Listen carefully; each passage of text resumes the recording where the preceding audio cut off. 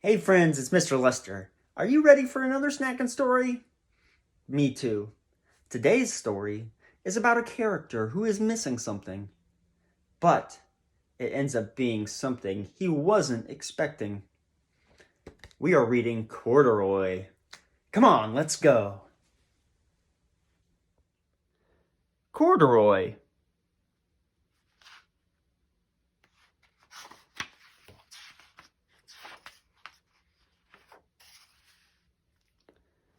Corduroy is a bear who once lived in the toy department of a big store.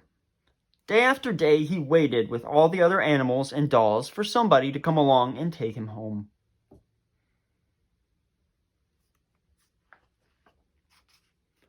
The store was always filled with shoppers buying all sorts of things, but no one ever seemed to want a small bear in green overalls. Then, one morning, a little girl stopped and looked straight into Corduroy's bright eyes.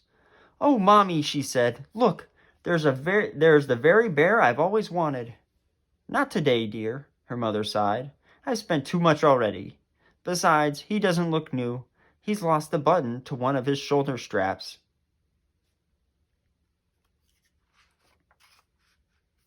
Corduroy watched them sadly as they walked away. "I didn't know I lost a button," he said to himself. "Tonight I'll go and see if I can find it."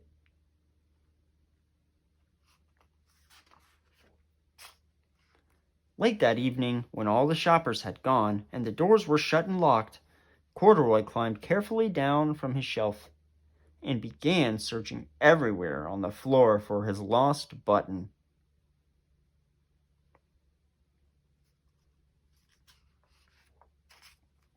Suddenly he felt the floor moving under him. Quite by accident, he had stepped onto an escalator, and up he went. Could this be a mountain? He wondered. I think I've always wanted to climb a mountain.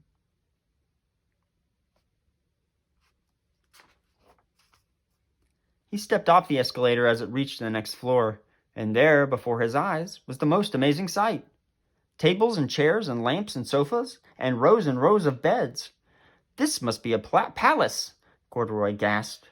"I guess I've always wanted to live in a palace."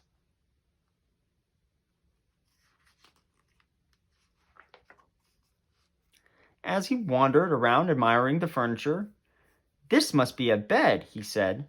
"I've always wanted to sleep in a bed."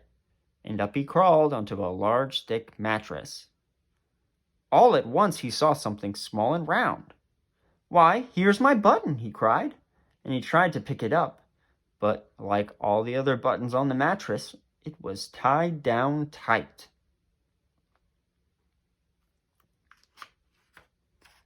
He yanked and pulled with both paws until pop! Off came the button, and off the mattress Corduroy toppled. Bang! Into a tall floor lamp. Over it fell with a crash.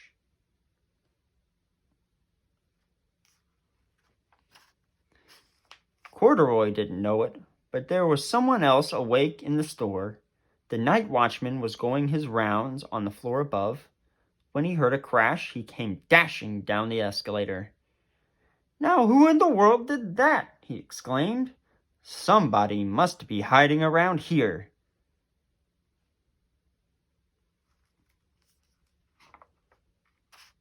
He flashed his light under and over sofas and beds until he came to the biggest bed of all. There he saw two fuzzy brown ears sticking up from under the cover. "Hello," he said. "How did you get upstairs?"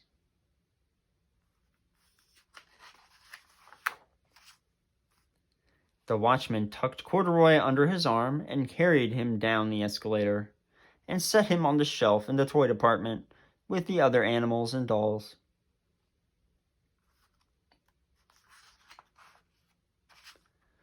Corduroy was just waking up when the first customers came into the store in the morning, and there, looking at him with a wide, warm smile, was the same little girl he'd seen only the day before.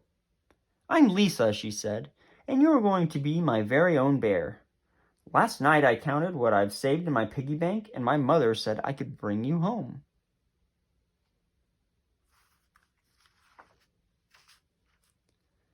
"Shall I put him in a box for you?" said the saleslady. "Oh, no, thank you," Lisa answered, and she carried Corduroy home in her arms. She ran all the way up 4 flights of stairs into her family's apartment and straight to her own room.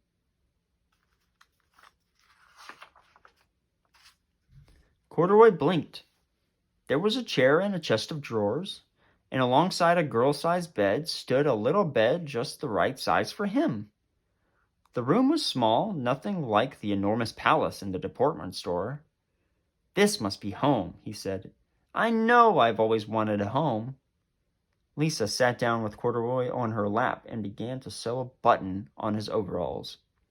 "I like you the way you are," she said, "but you'll be more comfortable with your shoulder strap fastened." "You must be a friend," said Corduroy. "I've always wanted a friend." "Me too," said Lisa, and gave him a big hug. The end.